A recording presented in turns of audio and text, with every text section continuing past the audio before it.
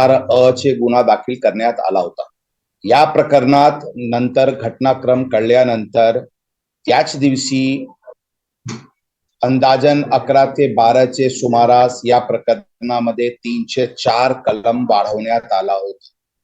304 म्हणजे offence culpable homicide amounting to murder या कलमाचे इन्ग्रेडियंट ही पूर्ण घटनामध्ये दिसून आल्यानंतर ही कलम वाढवण्यात आली होती। त्याच दिवशी आम्ही ज्युव्हेनाइल जस्टिस बोर्डकडे अर्ज करताना ही एक हिनस क्राईम आहे म्हणून त्यांना एडल्ट म्हणून ट्रीट करावी आणि जोपर्यंत हे एडल्ट म्हणून ट्रायल बद्दलची निर्णय होत नाही या कलमाचे इन्ग्रेडियंट ही पूर्ण घटनामध्ये दिसून आल्यानंतर ही कलम वाढवण्यात आली होती। त्याच दिवशी आम्ही ज्युव्हेनाइल जस्टिस बोर्डकडे अर्ज करताना ही एक हिनस क्राईम आहे म्हणून त्यांना एडल्ट म्हणून ट्रीट करावी आणि जोपर्यंत हे एडल्ट म्हणून ट्रायल बद्दलची निर्णय होत नाही तोपर्यंत त्यांना रिमांड ऑब्झर्वेशन होमला पाठवण्यात यावी। खरा एडल्ट म्हणून ट्रायलचे एक प्रोसिजर असते आणि ते ट्रायलचे स्टेजवर त्याचे फायदा होतो म्हणून त्याचे एक प्रोसिजर आहे, त्यामध्ये वेळ लागतात, परंतु तोपर्यंत त्यांना ऑब्झर्वेशन होमला पाठवण्यात यावी अशी आमची आग्रह होती। ते दोन्ही ॲप्लिकेशन आमचे त्या दिवशी डिसअलाउ झाले होते आणि म्हणून आम्ही त्याच दिवशी निर्णय झाली होती की या केसमध्ये आम्ही हायर कोर्टला अपील करू। त्याच काळात आम्ही वडिलांवर आणि पब्सचे लोकांवर ज्युव्हेनाइल जस्टिस ऍक्ट अंतर्गत गुन्हा होत असल्यामुळे त्याच्यावर गुन्हा दाखल करण्यात आली होती। 304 चे केसमध्ये आम्ही अपील केले होते। त्या अपीलमध्ये आम्हाला परत ज्युव्हेनाइल जस्टिस बोर्डकडे आपण जावी, जेणेकरून आम्ही परत ज्युव्हेनाइल जस्टिस बोर्डकडे गेले आणि ज्युव्हेनाइल जस्टिस बोर्डने आमची ॲप्लिकेशन अलाउ करून त्यांना ऑब्झर्वेशन होमला 14 दिवसासाठी 5 जूनपर्यंत पाठवलेली आहे आणि एडल्ट म्हणूनचे जे ट्रायल व्हावी, ट्रायलचे स्टेजवर एडल्ट म्हणून ट्रायल व्हावी याच्यासाठी ते प्रोसिजर इनिशिएट करण्याची कारवाई ज्युव्हेनाइल जस्टिस बोर्डकडून झालेली आहे। ते प्रकरण ज्युव्हेनाइल जस्टिस बोर्डकडे चालू आहे। त्याच काळात जे ज्युव्हेनाइल जस्टिस ऍक्ट अंतर्गत गुन्हा दाखल करण्यात आला होता त्यामध्ये सर्व आरोपी इन्क्लुडिंग जे फादर आहे ज्युव्हेनाइल अक्यूजचे त्यांना सगळ्यांना अटक करण्यात आली होती।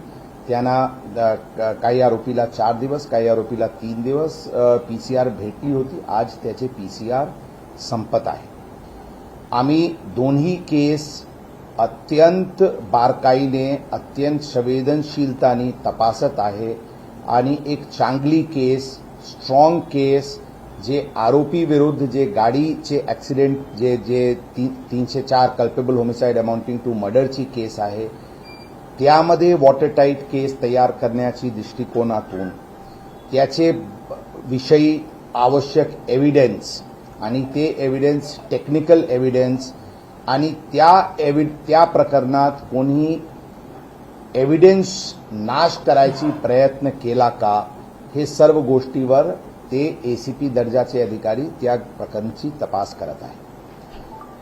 जे ज्युव्हेनाइल जस्टिस ऍक्टची जे गुन्हा दाखल झालेली आहे त्याचे बद्दल एक वॉटरटाईट केस तयार करणे, ज्यामध्ये 75 आणि 77 चे जी काही इन्ग्रेडियंट आहे, लहान मुलाला दारू देणे किंवा एका पेरेंटनी ते गाडी ज्युव्हेनाइलला प्रोव्हाइड करणे, त्यांच्याकडून असे कृत्य घडतील अशा प्रकारचे त्यांच्याकडून दिरंगाई होणे, या सर्व गोष्टीवर क्राईम ब्रांच करून स्ट्रॉंग तपास सुरू आहे। या दोन्ही प्रकरणांची तपास करून लवकरात लवकर विक्टिमला जस्टिस मिळेल आणि आरोपीला सजा मिळेल याच्यासाठी आम्ही प्रयत्नशील आहे। यामध्ये स्पेशल काउन्सिल्स, दोन्ही केसमध्ये स्पेशल काउन्सिल्सची नियुक्तीविषयीची प्रक्रिया सुरू करण्यात आलेली आहे, जेणेकरून आमचे बाजू कोर्टात ठामपणे आणि स्ट्रॉंगली मांडण्यात येईल, त्यासाठी पण आमच्याकडून उपाययोजना सुरू आहे।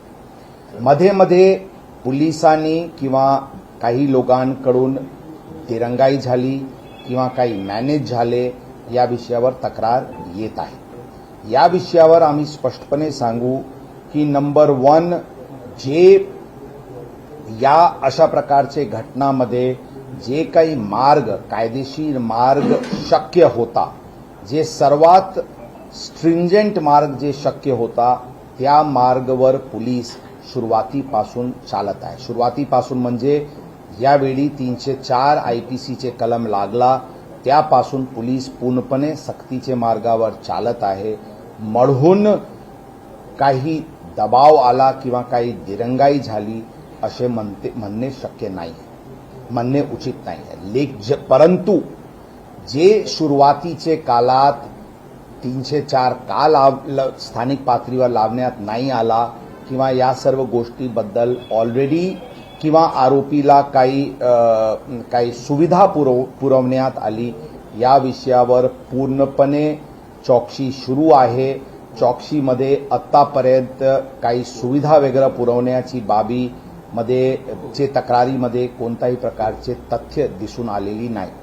काही प्रकरणात फिर्यादीकडून किंवा आय विटनेसला काही दुर्व्यवहार झाली अशा प्रकारची पण तक्रार प्रसार माध्यमाचे मार्फतीने काही प्रकरण समोर आला होता. त्या विषयावर पण चौकशी करण्यात येत आहे. जर कोणी आय विटनेसला काही अडचण झाली असल्याची बाबी निर्देशनास आली, अशा पोलीस अधिकारी कर्मचारी विरुद्ध पण अत्यंत कडक कारवाई करण्यात येईल. जनताला आमचे आव्हान राहील, आम्ही ठामपणे सांगतो की पोलीस यामध्ये जे काही सक्ती जे पॉसिबल आहे ते आम्ही पूर्णपणे करू आणि ह्या केसला लॉजिकल कन्क्लुजन पर्यंत घेऊन जाऊ. एक मिनिट प्रश्न होत्या. ब्लड रिपोर्ट आतापर्यंत या केसचे प्राप्त झालेली नाही. ब्लड रिपोर्ट बद्दल आपल्याला आम्ही स्पष्ट सांगू इच्छितो की सुरुवातीला ब्लड सॅम्पल घेण्यात आली होती आणि त्यांना फॉरेन्सिककडे पाठवण्यात आली होती. अशा काही गोष्टी ज्या नंतर काही जे त्या दिवशीचे काही माहिती समोर येत होती, आम्ही ड्यू डिलिजन्स घेण्याची दृष्टिकोनातून एक आणखी सॅम्पल घेण्यात आली होती आणि आमची फॉरेन्सिकला आग्रह आहे की जे फर्स्ट सॅम्पलचे जे डीएनए आहे की जे सेकंड सॅम्पलचे डीएनए आहे ते सेम आहे की नाही, जेणेकरून ते ब्लड सॅम्पल आरोपी जुवेनाईलचेच आहे ही खात्री करण्याची दृष्टिकोनातून ही सर्व प्रकरण फॉरेन्सिककडे पाठवण्यात आलेले आहे. ते रिपोर्ट आता सध्या अप्राप्त आहे. पूर्ण हे प्रक्रिया डीएनए इत्यादी करण्यामध्ये जे वेळ लागत आहे ते आम्ही एक्सपेडाईट करण्याची प्रयत्नात आहोत. परंतु एक गोष्टी आपल्याला ही नक्कीच आपल्याला लक्षात आणणे गरजेचे आहे की जी आमची केस आहे हे 304A IPC drunk and driving आणि रॅश अँड नेग्लिजंट ऍक्टची नाही आहे. आमची केस हे 304A मध्ये एका व्यक्ती पूर्णपणे दारूचे नशेत कोणताही प्रकारची सेन्सेसमध्ये नसताना एका ऍक्सिडेंट घडला तर ते 304A आयपीसी होतो, ज्यांच्यावर 3 वर्षाची सजा आणि ते बेलेबल ऑफेन्स असतो. यामध्ये आम्ही याचे उलट आम्ही 304 आयपीसी लावलेले आहे, ज्याचे इन्ग्रेडियंट आहे culpable homicide not amounting to murder, म्हणजे त्यांना नॉलेज होता की त्याची जी कंडक्ट आहे ती कंडक्टचे अनुषंगाने it is likely to cause death, म्हणजे त्यांची जी कंडक्ट होती जुवेनाईल असणे, एक मोठा साईजचे महाग गाडी ऑटोमॅटिक सारखे गाडीचे ड्रायव्हिंग व्हीलवर बसणे, एका पबमध्ये जाऊन दारू पिणे, नंतर दुसऱ्या पबला जाऊन परत दारू पिणे आणि नंतर एक नॅरो स्ट्रीटवर ज्यावेळी तिथे भरपूर क्राऊड असते, भरपूर रहदारी असते, तिथे भरधाव वेगाने वाहन चालवणे, ही त्यांना पूर्ण नॉलेज होती की त्यांचे या कृत्यामुळे ते अशा प्रकारचे जीवितास हानी होऊ शकतो. आणि त्याचबरोबर ते मद्य पीत होता किंवा पबमध्ये पार्टी करत होता, त्याचे पूर्ण सीसीटीव्ही फुटेजेस आमच्याकडे आहेत. सांगण्याची अर्थ हे आहे की ब्लड रिपोर्ट जे काही आल्या, ही केस आमची ब्लड रिपोर्टचे पिलरवर अवलंबन नाही है. हे केसची दिशाच डिफरंट आहे. ही सगळ्यांना स्पष्ट करणे गरजेचे आहे. एक गोष्टी आपण लक्षात ठेवा की जर आपण फर्स्ट डेचे जे आरोपीकडूनचे दलील आणि नेक्स्ट परत हिअरिंगचे वेळी पण ते दलील जर आपण ऐकले तर त्यांचे म्हणणं आहे की हे आरोपी एडिक्ट आहे, ते पूर्णपणे दारूचे यामध्ये आहे. आमचे म्हणणं आहे की ही पूर्णपणे इन सेन्सेस यांचे करून ही कंडक्ट झालेली आहे, जे culpable homicide not amounting to murder आहे, ज्यामध्ये 10 वर्षाची शिक्षा आणि नॉन बेलेबल स्वरूपाचे केस आहे. सर, या सगळ्या 304च्या कलमाला ब्लड रिपोर्टमुळे जर तो पॉझिटिव्ह आला तर काही धोका पोहोचू शकतो का तुमच्या केसला? याचं कारण 304 मध्ये गंभीर ब्लड रिपोर्ट पुरावा म्हणून वापरतात. 304 मध्ये तुम्हाला हे प्रूव्ह करणं अवघड होईल का? जर ते दारू पिलेले असतील तर ते शुद्धीमध्ये नसल्याचा रिपोर्ट त्यांना फायदेशीर ठरू शकतो कल्पेबल होमिसाइड सेट असाइड करायला. त्याबद्दल सध्या पूर्णपणे टिप्पणी करणे शक्य नाही है, योग्य नाही है.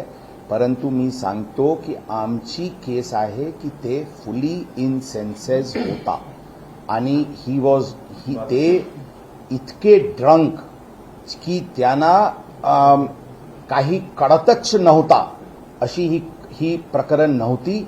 यामध्ये जे कंडक्ट त्यावेळीचे झाला आणि नंतरची जी त्यांची कंडक्ट झाली याचेवर ते फुली इन सेन्सेस होता आणि त्यांना पूर्णपणे नॉलेज होती की त्यांच्या कंडक्टमुळे त्यांचे कृत्यामुळे हे गुन्हा 304चे घडू शकतात. एक प्रश्न आहे. तुम्ही म्हटलं की 2 ब्लड सॅम्पल घेतले, 2 वेगवेगळ्या वेळी. पहिला ब्लड सॅम्पल त्याचाच घेतलाय की नाही घेतलाय याच्यावर शंका होती का? फर्स्ट ब्लड सॅम्पल झाली होती. फर्स्ट ब्लड सॅम्पलमध्ये अल्कोहोलचे कंटेंट वगैरेबद्दल विचारणा करण्यात आली होती.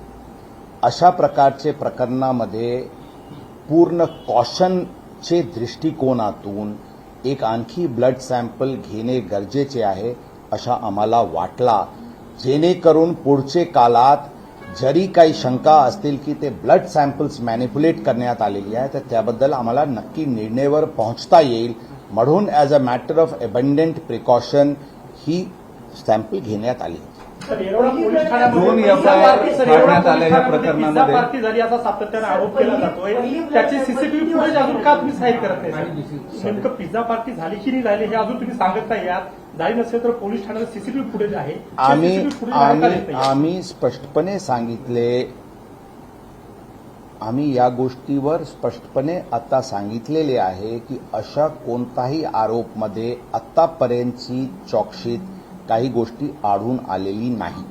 परंतु ही गोष्टी आम्ही सांगितलेली आहे की सुरुवातीला काही घटनाक्रम जे व्हायला पाहिजे होता ही झालेली नाही रात्रीचे काळात, त्याबद्दल ऑलरेडी. येरवडा पोलिसांच्या भूमिकेविषयी प्रश्नचिन्ह निर्माण केले जात आहे सर. तर येरवडा पोलीस स्टेशनमध्ये सीसीटीव्ही आपण जाहीर का करत नाही की त्या दिवशी त्या कालावधीत नेमकं काय काय झालं ते समोर येईल? बरोबर आहे, मी सांगितले की जे पिझ्झा पार्टी वगैरे बद्दलची या प्रकरणात कोणताही तथ्य दिसून आलेली नाही, परंतु काही गोष्टी आहेत ज्याच्यावर कारवाई करण्यात येईल. त्यासाठी कमिटी आपण स्थापन केली, चौकशी करतोय.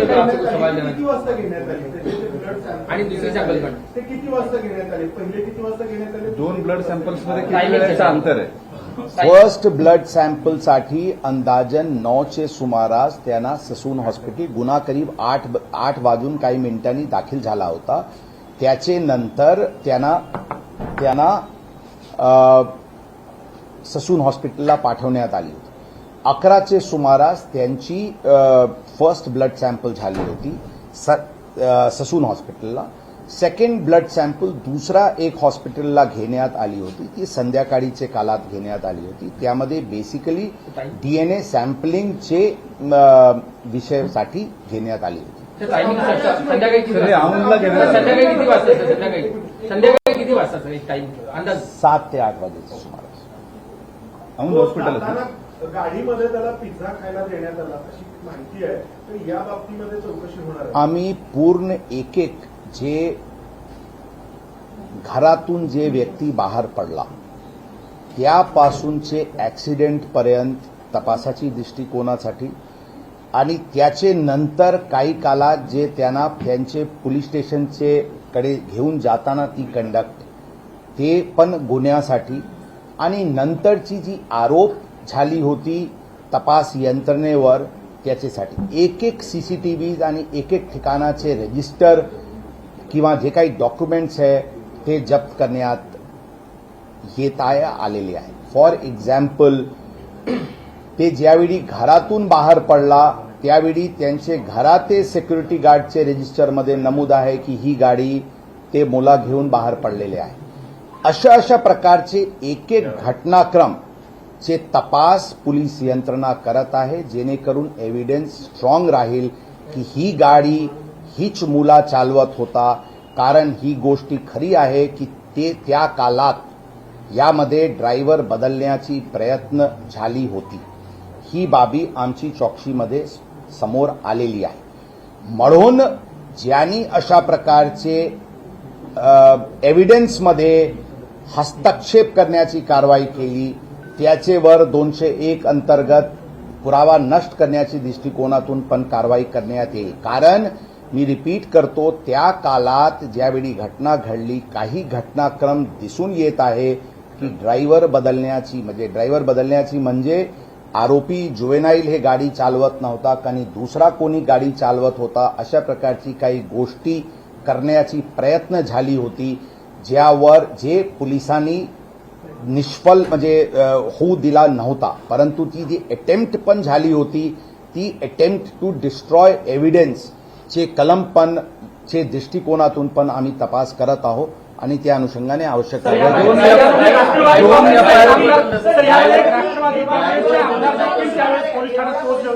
राष्ट्रवादी काँग्रेसचे आमदार देखील यावेळी पोलीस ठाण्यात पोहोचले होते. त्यांचा काय याच्यामध्ये रोल आहे का? त्यांनी दबाव टाकला का? काय झालं? स्टेटमेंटमध्ये ड्रायव्हर म्हणाला होता की गाडी मी चालवत होतो आणि त्याच्यावरती काही तुम्ही कारवाई करणार आहात आणि त्याचे मित्रही असंच म्हणलेत का की तो गाडी चालवत नव्हता? स्टेटमेंटमध्ये कॉन्फ्लिक्ट जी आहेत आपल्याला आम्ही आपल्याला देखा आम्ही आपल्याला अरे भाई पूछा है उसका जवाब देने देना.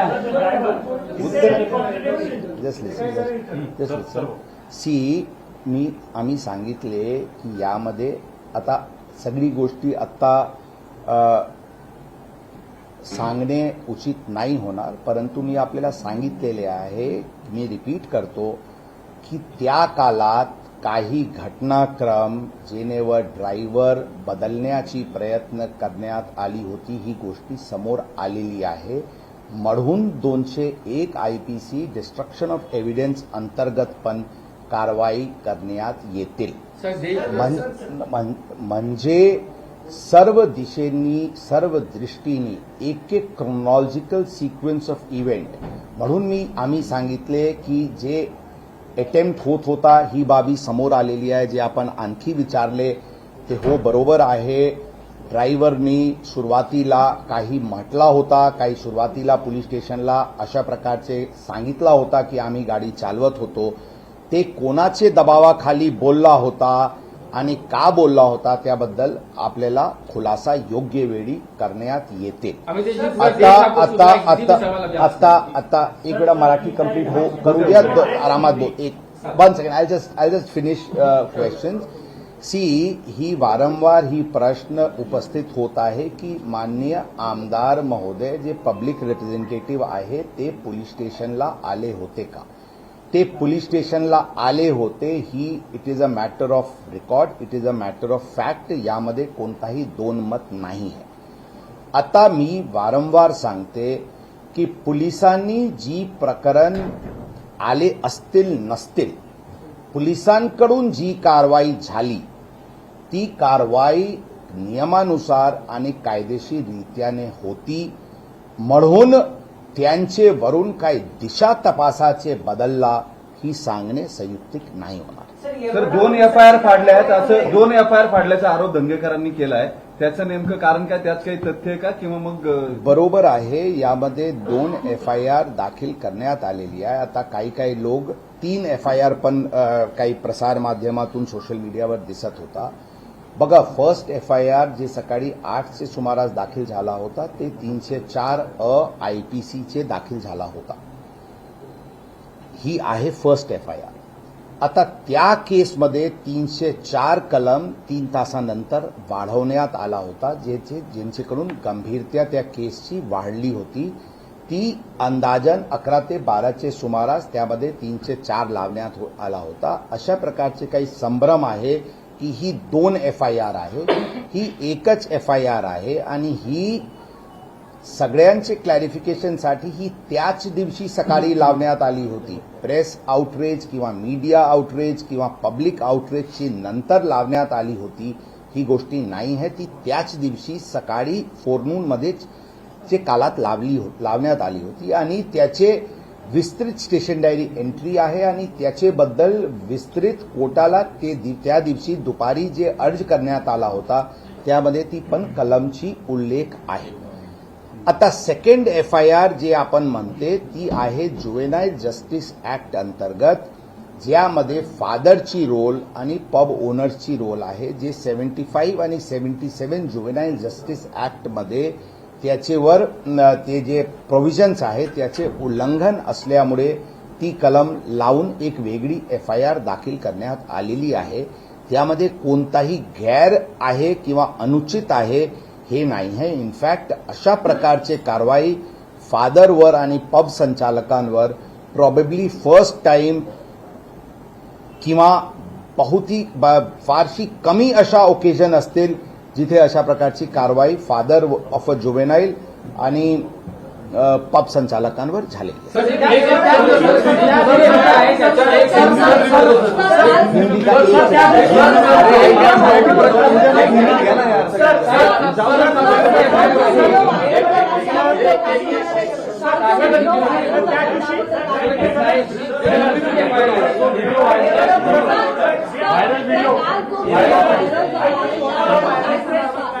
त्या जे सॉरी सर त्या दिवशी त्या किती जणांचा ग्रुप होता, ग्रुप जण त्या पार्टीत गेले होते आणि किती जणांच्या सर ती जी इन्क्वायरी त्याबद्दल काय खुलासा आहे? इन्क्वायरी जी ऑर्डर केलेली होती येरोडा पोलिसांची त्याचं स्टेटस काय आहे, त्याचं काय झालं? त्या कर्मचारी अधिकारी दोषी सापडलेत का? ती कर्मचारी पूर्ण झाले म्हणजे ती चौकशी पूर्ण झाली, त्या रिपोर्ट तुमच्याकडे आलाय का? सर दुसरी जी FIR आहे त्याच्यात जे ब्लॅक जे क्लब आहे त्याचे ओनर्स ते संजय चोगडिया आणि ते अतुल चोगडिया आहे का, आणि त्यांना आरोपी का करण्यात नाही आलं, फक्त मॅनेजर आणि दुसऱ्यांना आरोपी का करण्यात आलं त्याचं एक क्लब. आणखी काही बस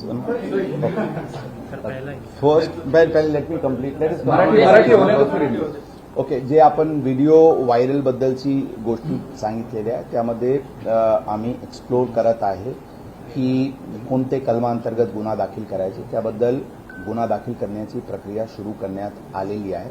ते त्यामध्ये आवश्यक कारवाई करण्यात येते. प्राथमिक तपास मग त्या प्रकरणाचे प्राथमिक चौकशीमध्ये कोण व्यक्ती ही व्हिडिओ तयार केलेले आहे त्या निष्कर्षावर भौतिक पोहोचण्यात आलेली आहे. ही व्हिडिओ त्या आरोपी मुलांनी केले नव्हते अशा प्रकारचे प्राथमिकरित्याने दिसते. परंतु त्या गोष्टीवर जे अशा प्रकारचे संभ्रम पसरवण्याची जी प्रकार डिस्कंटेंट पसरवण्याची जे प्रकार करण्यात आलेली आहे त्या अनुषंगाने कारवाई करण्यात येते. अरे पहिले 4 प्रश्न होत्या तयार, येरोड्याचं बाकी अजून, येरोड्याचा प्रश्न बाकी अजून, चौकशीचं काय झालंय?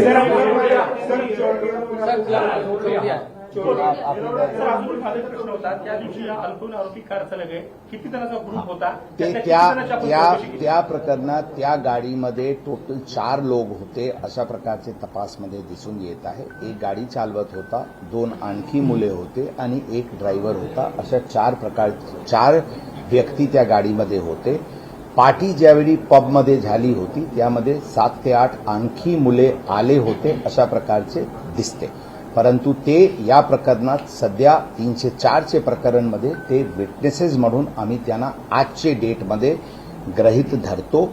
ड्रायव्हर जे होता त्याचे स्टेटमेंट अत्यंत महत्वाचे आहे, त्याबद्दल आवश्यक ती कारवाई करण्यात येते. चौकशीचे मी सांगितले प्राथमिकरित्याने झालेली आहे.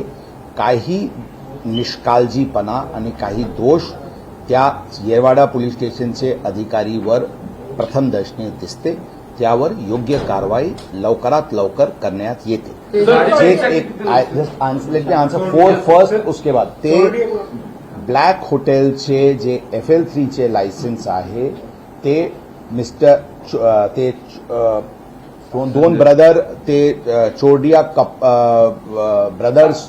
ब्रदर्स चे नावानी आहे, परंतु ते ब्लॅक रेस्टॉरंट ते कोणाला चालवण्यासाठी दिले असल्याचे काही कागदपत्र प्राप्त झालेली आहे, परंतु त्या गोष्टीवर आता निर्णयावर पोहोचण्यात आलेली नाही. त्याचे रोल एक्झामिन करण्यात येत आहे.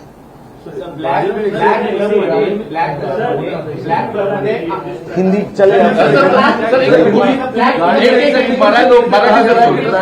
म्हणलेला की त्याला आपण अडल्ट घोषित करावं असं मागणी करणार, पण कायदा असं सांगतो की 3 महिने तुम्हाला करताच येणार नाही ते, आणि त्यासाठी खूप मोठी प्रोसेस आहे. एक तिथं तुम्हाला धक्का बसलाय का?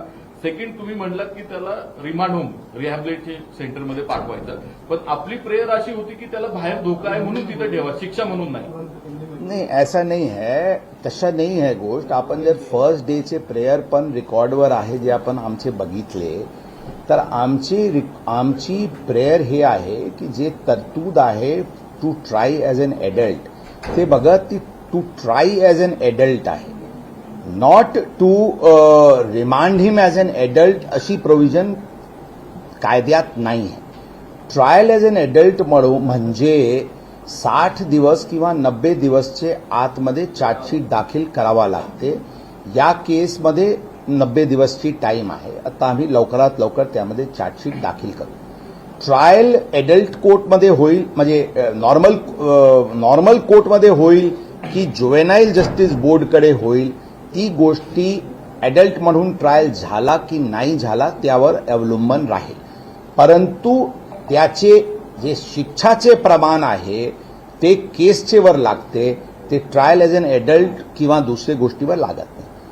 दुसरी गोष्ट जे आपण म्हणते ऑब्झर्वेशन होमला पाठवायची, आमची धारणा, आमची विनंती होती कोर्टाला की 304 IPC एक नॉन बेलेबल ऑफेन्स आहे, एक हीनस क्राईम आहे.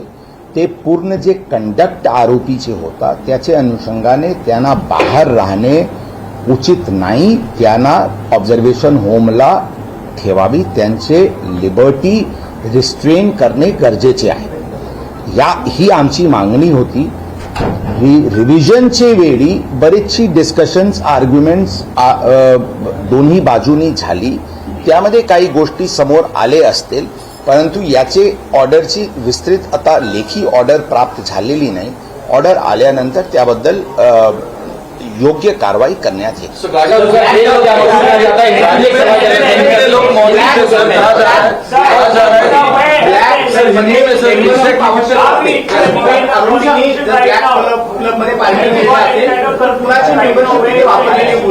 आणि ज्यांची मेंबरशिप वापरले त्यांना जर अल्पवयीन आरोपी आहे ते माहीत असेल तर त्यांच्यावर तुम्ही काय कारवाई करणार?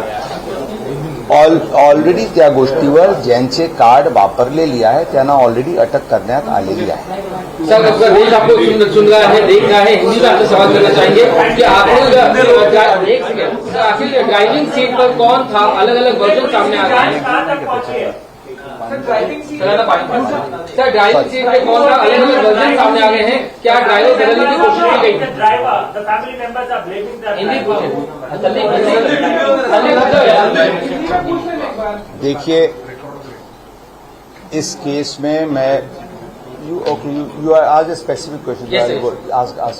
सर, यही सवाल कि ड्राइविंग सीट पर कौन था, इसको लेके अलग अलग वर्जन सामने आ गए हैं. आपकी जांच में क्या आया है और क्या ड्राइवर बदलने की कोशिश हमारे जांच में ये स्पष्ट आया है कि ये जो जुवेनाइल एक्यूज्ड है यही गाड़ी चला रहा था, और इसके लिए क्रोनोलॉजिकली जो एविडेंस जरूरी थे वो एविडेंस इकट्ठा किए गए हैं. उदाहरण के तौर पे जब वो घर से निकला था, उसके घर के सिक्योरिटी गार्ड के पास की जो रजिस्टर है उसमें पहली एंट्री है कि ये लड़का, ये आरोपी ये गाड़ी लेके निकला है. इस प्रकार के CCTV फुटेजेस और अलग अलग एविडेंस, टेक्निकल एविडेंस के तौर पे हमारी निश्चित हुई है कि ये गाड़ी ये जुवेनाइल एक्यूज चला रहा था. इसके साथ साथ आई विटनेसेस की स्टेटमेंट भी हमारे पास है जो टेक्निकल एविडेंस को कोरोबरेट करती है।